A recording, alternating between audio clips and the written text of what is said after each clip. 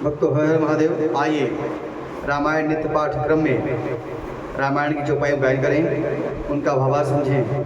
पिछले भाग में हमने गाया कि प्रभु श्री रामचंद्र जी चित्रकूट से आगे बढ़ते हैं और वह अत्रि मुनि के आश्रम में पहुंचते हैं। मुनि प्रभु श्री रामचंद्र जी को देखकर प्रेम विह्वल हो जाते हैं और उनके स्वागत के लिए दौड़ते हैं। तो प्रभु भी आतुरता की ओर जल्दी से शीघ्र उनकी ओर बढ़ते हैं।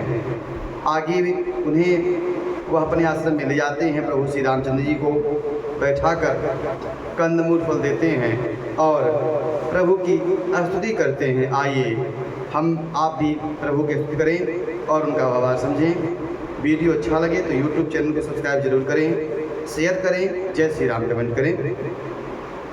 नमामि भक्तवत्सलं कृपाल श्रीलुकोमलं भजामि ते पदाभुजं अनामिकां स्वधामदं।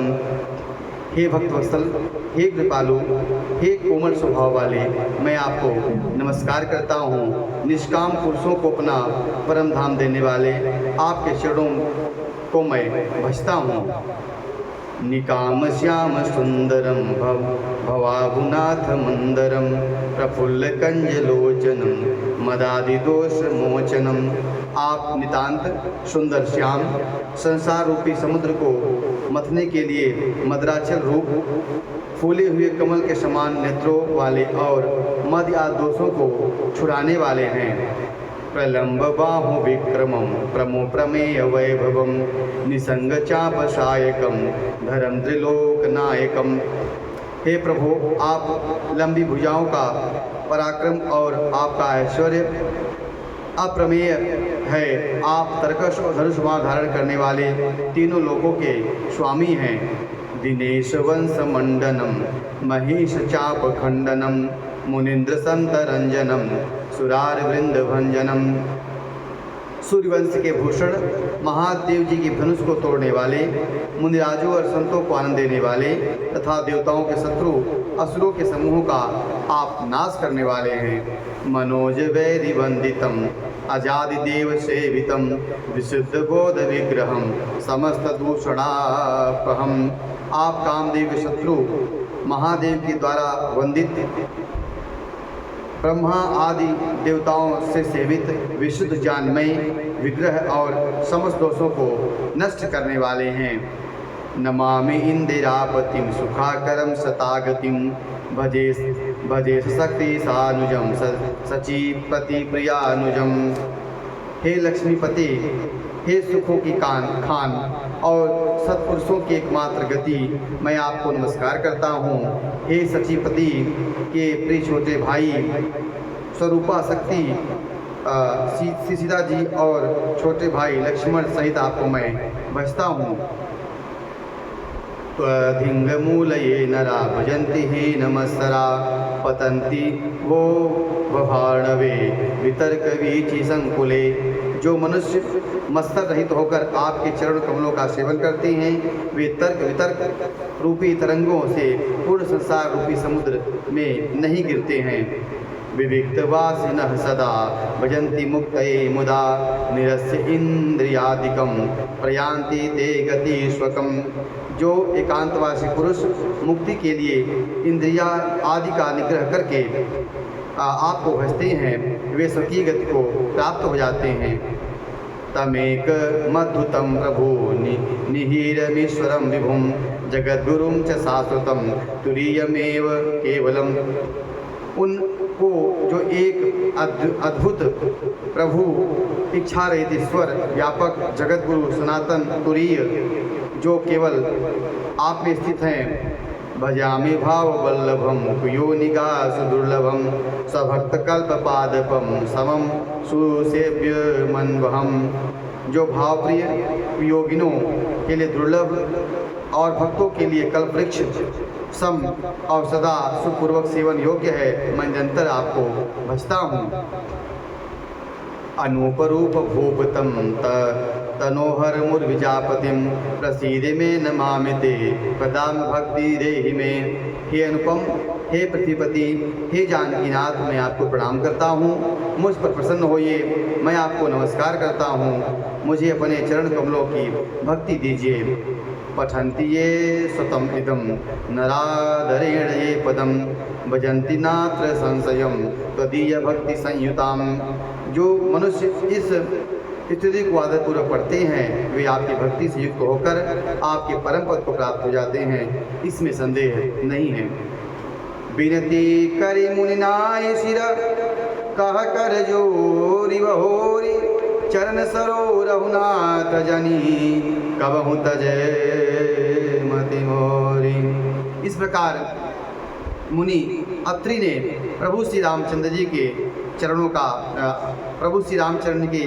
पूजन स्तुति कर किया और उनसे कहते हैं कि हे नाथ, मेरी बुद्धि आपके चरणों को कभी न छोड़े। आगे अनसुईया के पद गही सीता मिली बहोरी सुशील विनीता ऋषि पत्नी मन सुख अधिकाई आशीष दे निकट बैठाई। इधर अत्रि जी ने प्रभु श्री रामचंद्र जी का चरणों का वंदन किया, उधर माता जानकी अनसुईया जी के चरणों में पकड़कर उनसे विनती की। तब ऋषि पत्नी ने अपने मन में बड़ा सुख पाया और उन्होंने माता जानकी को आशीर्वाद देकर अपने पास में बुलाकर बैठाया। दिव्य वसन भूषण पहिराए जे नित नूतन अमल सुहाए कहरिस बधू सरस मृदुबानी नारी धर्म कछु ब्याज बखानी।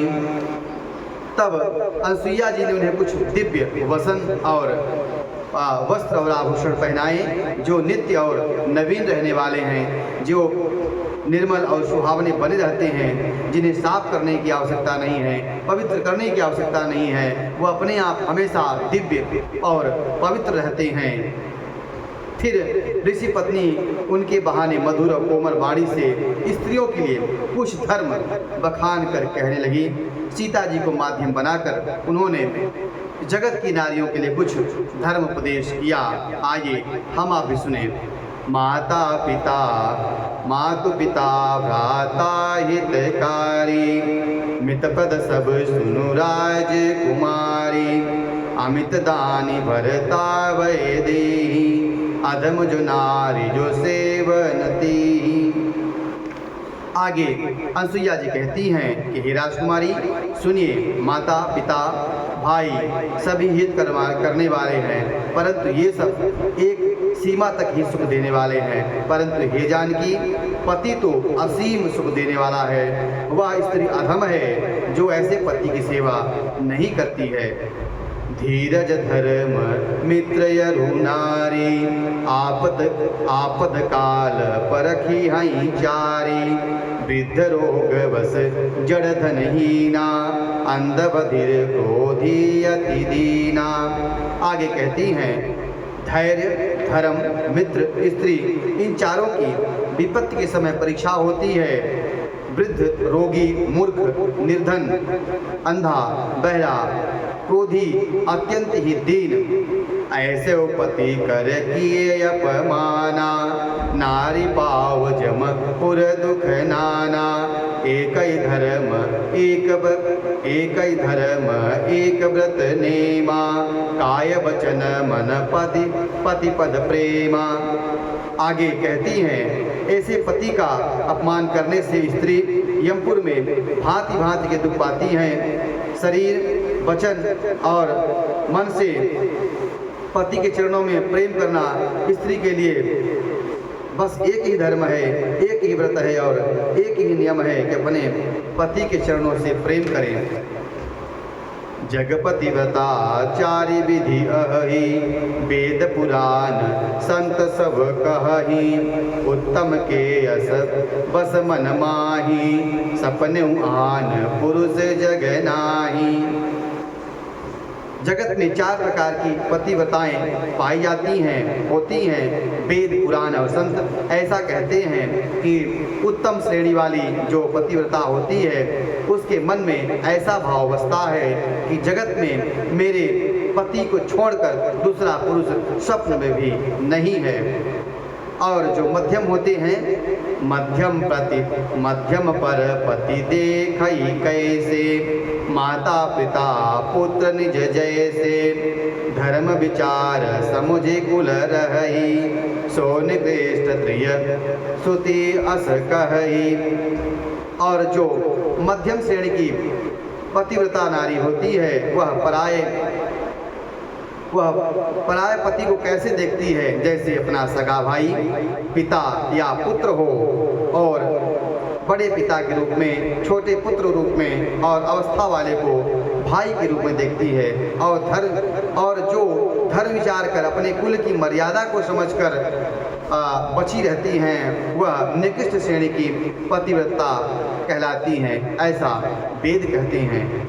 बिन अवसर भय तेरह जोई, जाने अधम नारी जग सोई, पति वंचक पर पतिरति करई, रौरव नरक कल्प शत परई। जो स्त्री मौका न मिलने से या भयवश पतिव्रता बनी रहती हैं, वह जगत में अधम स्त्री कही जाती हैं। उन्हें अधम स्त्री जानना चाहिए। जो पति को धोखा देने और जो स्त्री पराये पति से रति करती हैं, वह 100 कल्प तक रौरव नरक में यातनाएं भोगती हैं, कष्ट भोगती हैं, दुख भोगती हैं। क्षण सुख लागी जन्म सत कोटि, दुख न समुझतहि सम को कोटि, बिनु सब नारी परम गति लहई, पतिव्रत धर्म छाड़ी छल गहई। आगे अनसुईया जी कहती हैं कि क्षण भर के सुख के लिए जो 100 करोड़ जन्मों को दुख को नहीं समझती, उनके समान दुष्टा कौन हो सकता है। जो स्त्री छल छोड़कर पतिव्रत धर्म को ग्रहण करती हैं, वह बिना परिश्रम के ही परम गति को प्राप्त हो जाती हैं। पति अनुकूल जन्म जहाँ जाई, विधवा होई पाई तरुणाई। किंतु जो पति के प्रतिकूल चलती हैं, वह जहाँ भी जाकर जन्म लेती हैं, वहीं जवानी पाकर और विधवा हो जाती हैं। सहज पावनी नारी पति सेवक शुभ गति लहाई, जसु गावई सुतचारी, अजहु तो तुलसिकारी प्रिय।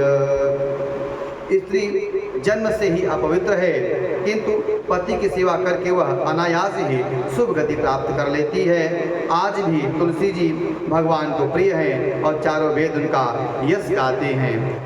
सुन सीता तब नाव सुमिर नारी प्रतिवत करही, तो ही प्राण प्रिय राम कहूँ कहाँ कथा संसार हित।